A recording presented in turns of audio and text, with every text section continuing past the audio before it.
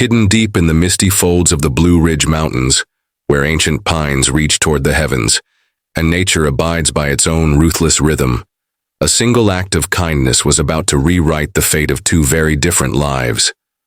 A man, his rugged hands curled around a steaming mug, exhaled slowly, savoring the quiet he'd spent a lifetime chasing. But the wilderness had other plans.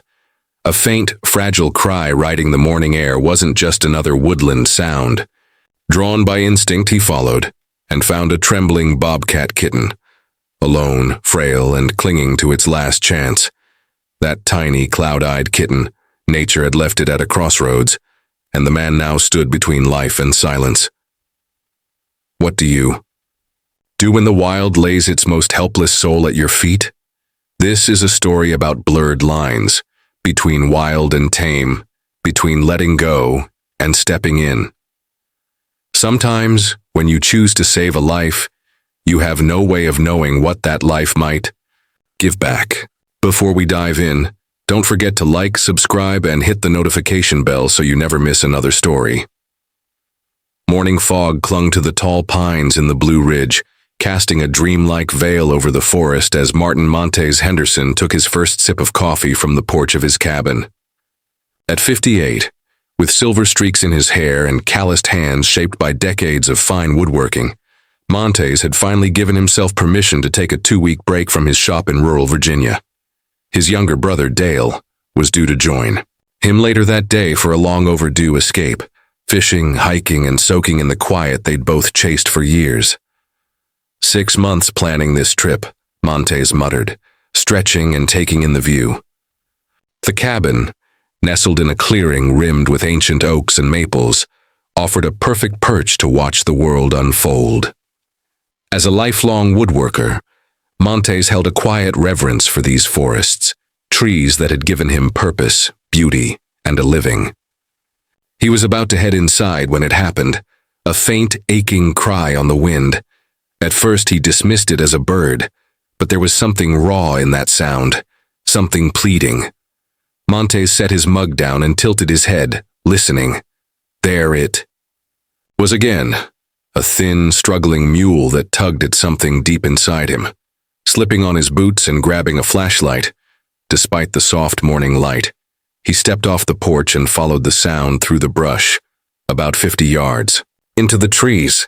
The cries grew louder, more urgent, but no stronger. Carefully parting the brambles, he found it, a bobcat kitten, tiny and trembling, no bigger than his hand. "Well, hey there, little one," he whispered, kneeling to look closer. The sight nearly broke him. Its ribs showed sharp beneath a scruffy, matted coat. One back leg looked injured, but it was the eyes, clouded, leaking, and unfocused, that alarmed him most. The kitten flinched at his voice but didn't have the strength to run. It tried to hiss, but the sound was a dry rasp. Gently, Montes shrugged off his flannel shirt, baring his arms to the chill, and with the care of a man used to handling fragile things, swaddled the kitten. It barely moved, proof of just how weak it had become. "Where's your mama, little bobcat?" he murmured, scanning the woods for signs of a mother nearby. But the silence held steady. Whatever had happened, the truth was now clear. This kitten had been left behind, either nature's harsh choice or something worse. Back at the cabin, Montes placed the bundle in a cardboard box lined with an old towel and reached for his phone. The nearest town, Asheville, was nearly an hour away. He hoped someone there could help. After a few calls, he was connected with Dr. Eliza Wilder, a wildlife vet tied to the Carolina Wildlife Conservation Center. "Honestly, from what you're describing, it might not survive the ride," she warned. "But I can meet you halfway. There's a gas station off Highway 26 Miller Stop. I can be there in 30. "I'm on my way," Montes said, grabbing his wallet and keys. Just as he stepped outside, a familiar sound met his ears. Gravel, crunching beneath tires. His brother Dale's truck had arrived. Dale, 5 years younger but cut from the same steady cloth, climbed out with a cooler and a fishing rod. "Caught you sneaking off to the lake without me," he teased, until he saw the look on Montes' face. "What's going on?" Montes quickly filled him in, showing him the bundle in the box. Dale's brow furrowed. "Mart, that's a wild animal," he said gently, using his brother's given name. "Even if you save it, what then? It's not a pet." "I know," Montes replied, adjusting the towel around the shaking form. "But it's here, and it needs help." "I know it's a wild creature," Montes said softly, "but I can't just let it die. Not if there's a chance." Dale exhaled deeply, already recognizing the familiar fire in his brother's eyes, the same look Montes had when he insisted on caring for their mother through her final days with cancer, or when he rebuilt his workshop after the fire took nearly everything. "All right then," Dale relented, setting down his gear. "I'll drive. You keep that little wild thing warm." Dr. Eliza Wilder was younger than Montes expected, maybe mid-30s, with cropped black hair and sharp brown eyes that zeroed in on the box the moment they pulled into Miller's stop. "Let me see him," she said briskly, already reaching for the box as Montes approached. She set it gently on the hood of her Subaru, her movements precise and practiced. As she examined the kitten, her expression tightened. "Male bobcat," she murmured, "about 6 weeks old." She gave a quick injection, explaining it was a broad-spectrum antibiotic, severe malnutrition, dehydrated infected eyes, and yes, I'm worried about the vision. The infection's advanced. "Will he make it?" Montes asked. Dr. Wilder stood upright and looked him in the eye. "I'll be honest with you, Mr. Henderson. His odds are low. Normally, we'd transfer him to our rehab center," she continued, her tone careful. "But in this condition—" She hesitated. "He needs intensive care, every 3 hours, feedings, meds, temperature checks." Dale stepped in. "We can bring him to the center if that's better." But Dr. Wilder shook her head. "Actually, I think moving him again could do more harm than good." She looked back at Montes. "Would you be willing to care for him at your cabin for a few days? I'll supply everything, formula, meds, instructions. Once he's stable, we'll reassess." Montes didn't even pause. "Of course, whatever it takes." Dr. Wilder gave a small nod of approval. "I'll follow you back to your cabin. We'll get everything set up properly." On the drive back, Dale gave Montes a sideways look. "You realize our fishing trip just became a wildlife rescue mission, right?" Montes smiled faintly, one hand resting on the box. Funny how life works out. The next 2 days passed in a whirlwind. Dr. Wilder stayed for several hours that first afternoon, walking them through everything. How to mix the special formula, how to syringe feed a wild kitten, how to dose his meds and ease his pain. "These kinds of eye infections are serious," she explained while applying antibiotic drops. "If the damage is permanent, well, let's hope it's not." She didn't finish the sentence. Before she left, she helped them set up a recovery space in the quietest corner of the cabin, a roomy plastic tub lined with fleece blankets, a heating pad under one side for temperature control, and a small stuffed toy that Montes found in the closet, likely left behind by a child on a past visit. "Call me any time," she said, handing him a card with her cell number. "Day or night. The next 72 hours are critical." That night, Montes set alarms every 3 hours.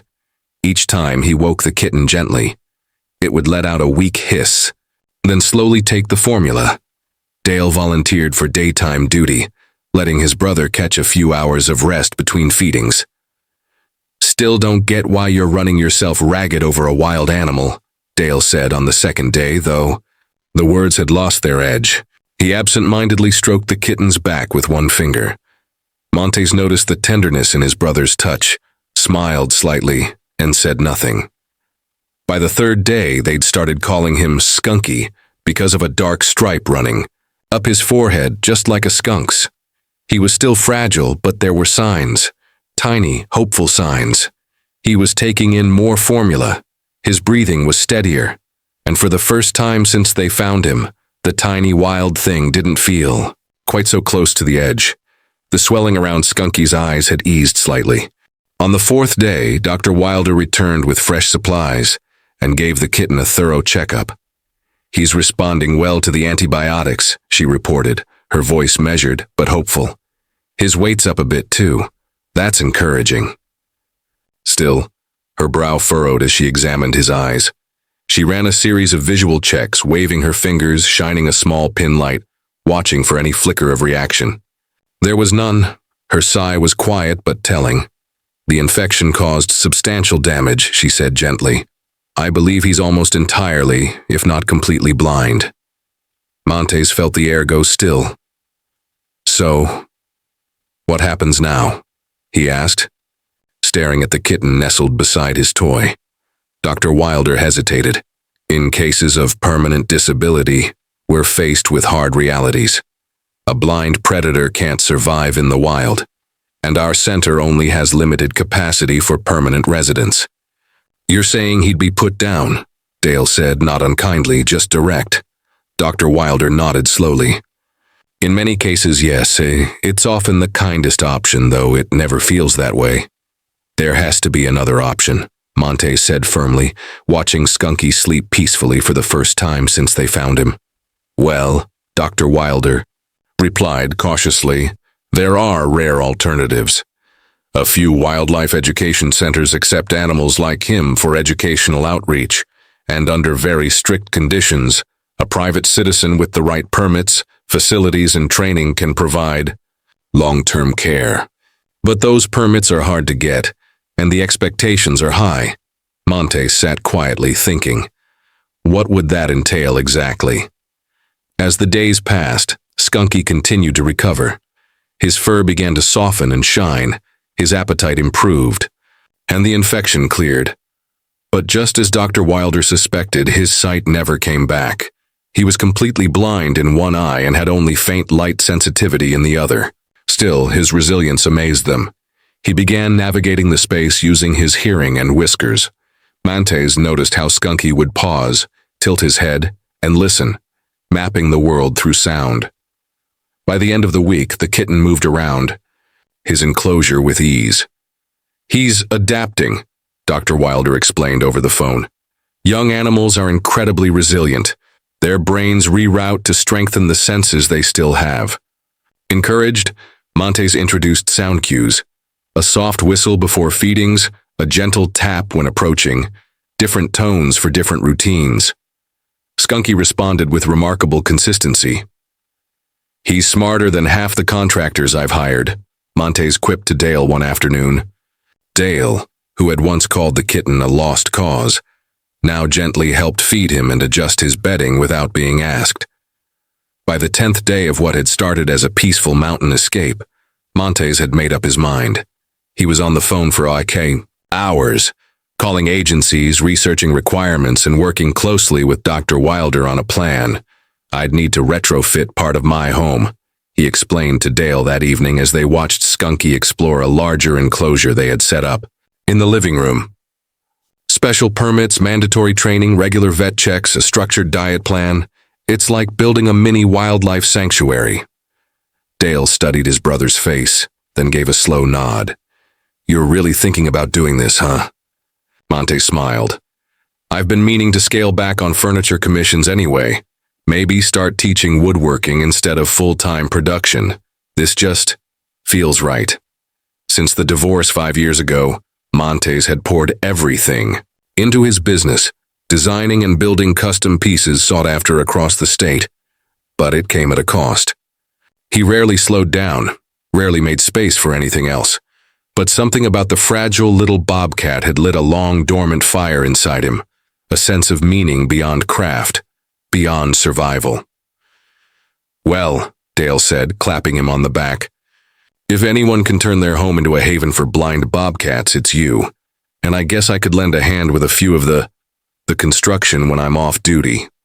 Dale, a firefighter based in Richmond, had always been handy with tools, though his skills leaned more functional than artistic, unlike his brothers.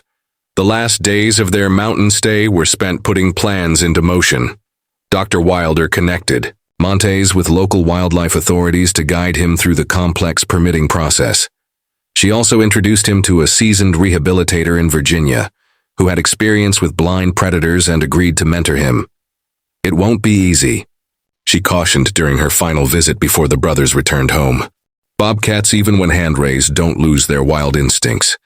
As he grows, he'll be harder to handle, and with his disability, he'll need a very stable, enriched environment. I understand, Montes replied, watching Skunky bat at a feather toy Dale was dangling overhead. But I think we've already built something. He trusts me. Dr. Wilder watched the way the kitten leaned into Montes's touch and gave a soft smile. Yes, I believe he does. That's rare, especially for a species as solitary as a bobcat. The journey back to Virginia was mapped out with care. They built a custom travel crate that kept Skunky safe, secure, and comfortable for the 6-hour drive. Dr. Wilder provided a mild sedative to ease the stress of travel, but they ended up using only a minimal dose. Skunky stayed calm for most of the ride, visibly soothed whenever he heard Montes' voice nearby. Once home, Montes set up a temporary indoor enclosure in his spare bedroom, knowing it would only be the beginning. His modest craftsman-style home sat on 3 wooded acres, plenty of space to one day build a proper outdoor habitat that would offer Skunky a safe and naturalistic environment. The permit process was as involved as expected.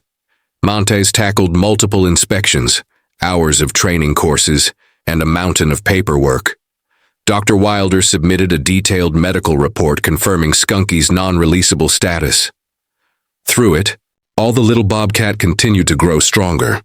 By now nearly 12 weeks old, he was still undersized for his age but thriving. His personality bloomed more each day.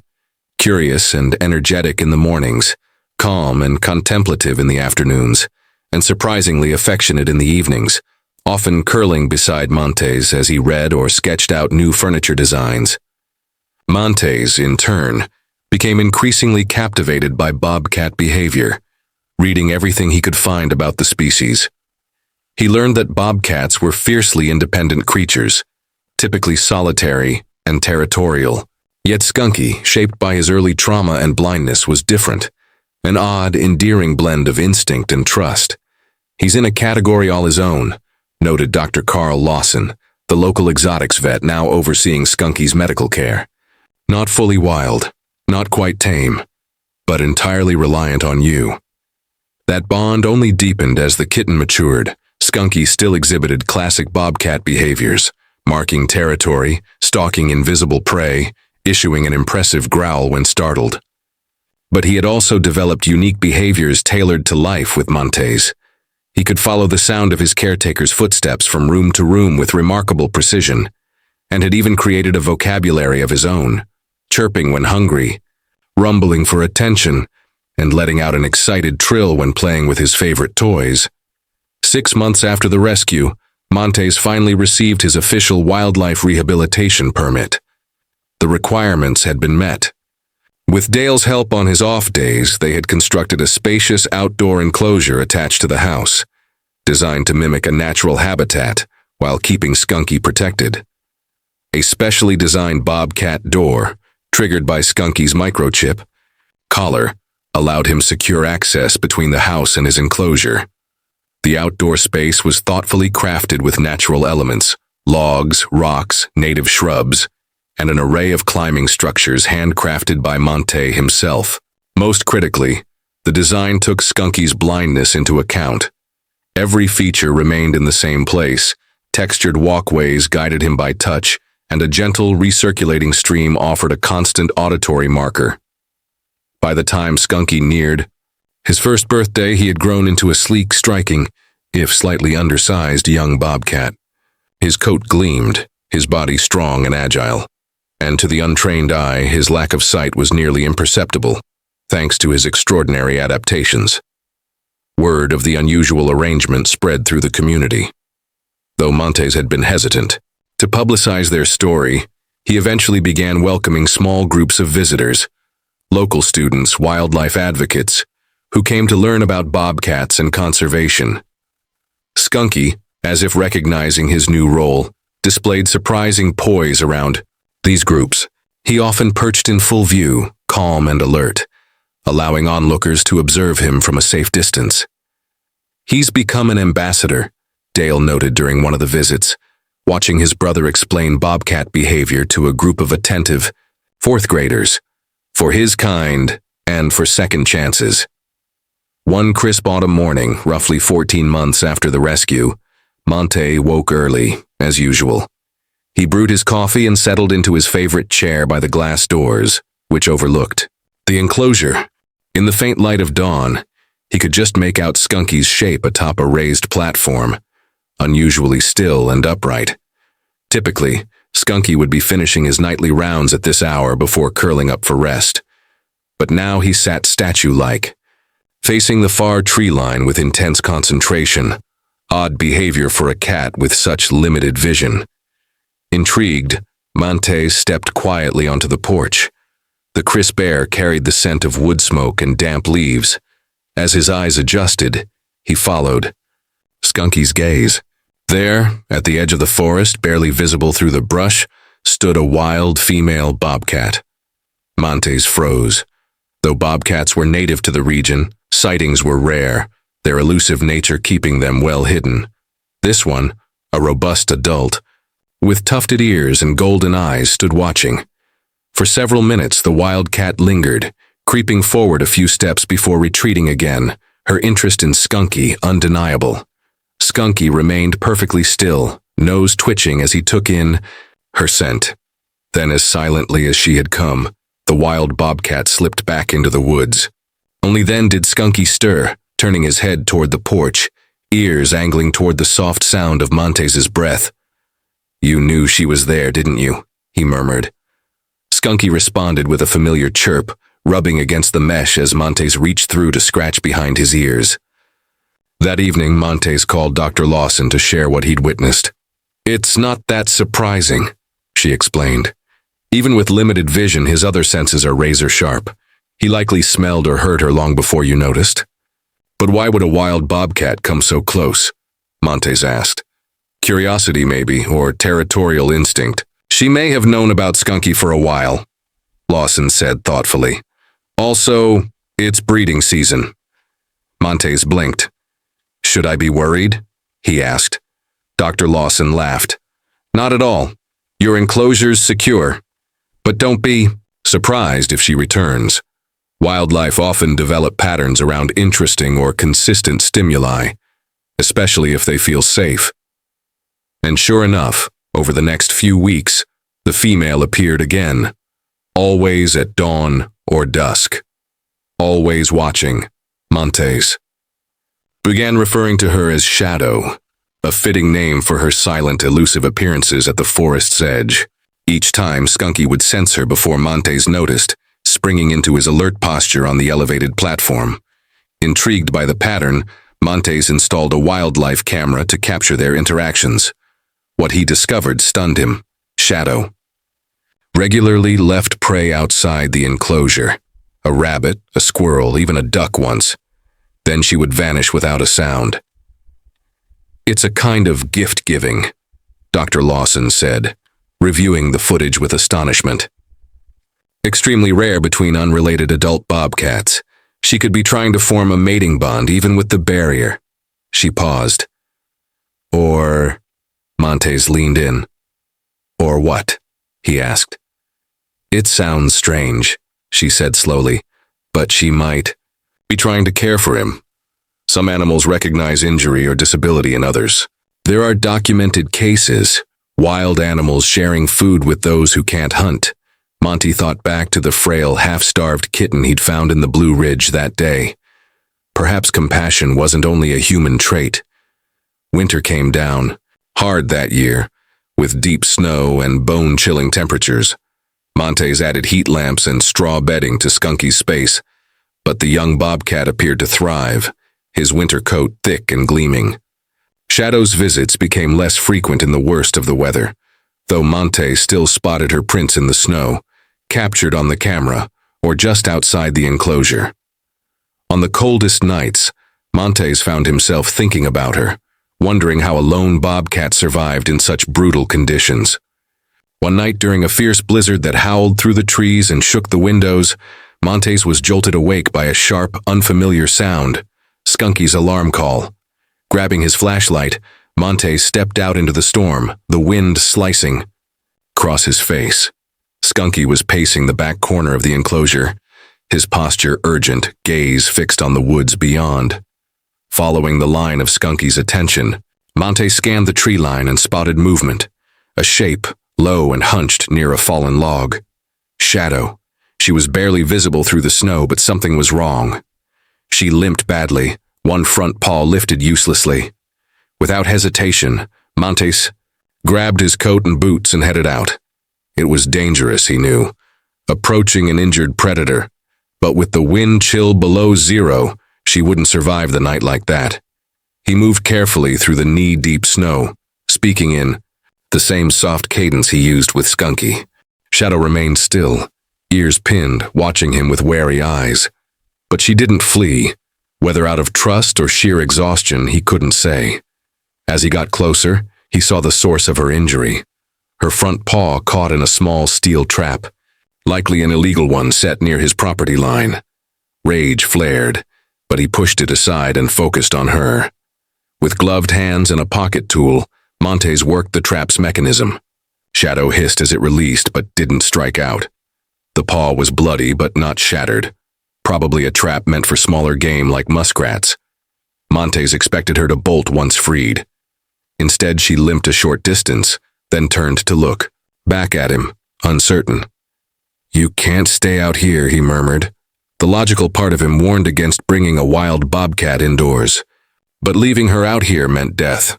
Acting quickly, Montes retrieved a large pet carrier from the shed, one he'd used for Skunky's vet appointments. He brought a blanket and some thawed raw meat as well. When he returned, Shadow had moved, closer to Skunky's enclosure. The two bobcats stood nose to nose through the mesh, neither hostile nor afraid.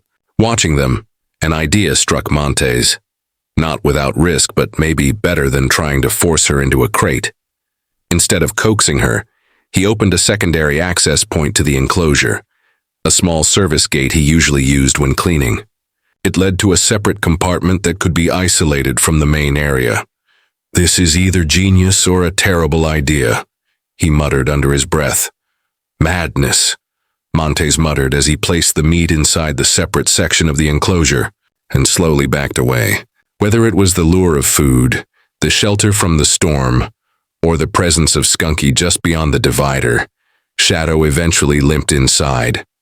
As soon as she crossed the threshold, Montes closed the outer gate and then secured the internal partition, creating a side-by-side space for the injured wild bobcat. From the warmth of the house, he monitored the setup throughout the night, repositioning the wildlife camera to keep watch. The footage showed a surprising sight. The two bobcats lying quietly on either side of the mesh, occasionally reaching toward one another with tentative nose touches through the divider.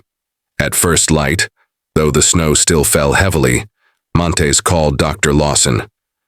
"You have a wild bobcat in your enclosure?" she repeated, stunned. "Deliberately?" "She was trapped," Montes said firmly. "She wouldn't have survived out there." There was a pause. "Keep the divider closed. Don't handle her. She's not Skunky. I'll come as soon as the roads allow." It took 2 days before the weather cleared enough for Dr. Lawson to reach the property. In that time, Shadow remained calm, even serene in her sectioned space. She ate the meals Montes left, showed no signs of aggression, and often lay near Skunky's side of the divider, seeming to draw comfort from his presence. Dr. Lawson arrived armed with tranquilizers and heavy gloves, braced for a high-stress encounter. But to their astonishment, Shadow required only light sedation and allowed a thorough examination with minimal fuss. "The injury's not too bad," Dr. Lawson said, wrapping the paw in gauze. "Soft tissue damage, scrapes, swelling, but no breaks or tendon tears. She's fortunate." As she worked, she noticed Shadow, even under sedation, subtly angling herself to keep Skunky in sight. "This is extraordinary," she murmured. "I've never seen this kind of affinity between adult bobcats, especially not ones that aren't related." Once the sedative wore off, the plan was to open the outer gate and let Shadow decide when to return to the wild. But Winter had other plans. Another storm system rolled in, prolonging Shadow's stay. During this time, Montes watched an unexpected relationship unfold. The bobcats played a slow-motion game of chase along the divider, rested with their backs pressed to either side of the mesh, and even shared meals. Once, Shadow pushed part of a rabbit through a small gap so Skunky could eat, a gesture that left both Montes and Dr. Lawson speechless. "It's like she understands," Lawson said softly. "She knows he's vulnerable. This challenges everything we think we know about solitary carnivores." When the storm finally broke a week later, Montes unlatched the outer gate of Shadow's section. But to his surprise, she didn't rush to leave. She ventured out cautiously, sniffed the edge of the forest, and returned before dusk. Over the next few days, she repeated the pattern, longer trips into the woods, but always coming back. Often she brought prey and once again shared it with Skunky through the divider. The enclosure had become part of her world. After consulting with wildlife officials and securing special permission, Montes and Dr. Lawson settled on a rare arrangement. They modified the enclosure to include a one-way gate. Shadow could come and go freely, but no other animals could enter. The interior divider stayed, offering both security and choice. Shadow could remain connected to Skunky without compromising her wild autonomy. With spring's arrival, life on the property burst into bloom. Birdsong returned. Buds unfurled on. The trees and Shadow's comings and goings became a rhythm of their own. Some days she was gone entirely, hunting or roaming her territory. Other times she returned quietly, slipping into her section of the enclosure as if it were a second den, sharing space, a quiet bond, and the safety she'd come to trust. Montes continued hosting educational visits, now occasionally featuring Shadow when she happened to be nearby. He taught guests about the contrast between wild bobcats and those raised in captivity due to injury or disability. The rare dynamic between Shadow and Skunky drew growing interest from local conservation groups, who began offering support and resources to expand Montes' wildlife education efforts. Then, one warm morning in May, Montes was awakened by an unfamiliar noise from the enclosure. Curious, he checked the wildlife camera feed on his phone and froze. Shadow had returned in the night, but she hadn't come alone.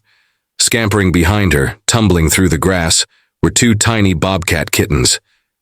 She brought her babies to meet you, Dale said, awestruck when Montes called to share the unbelievable moment.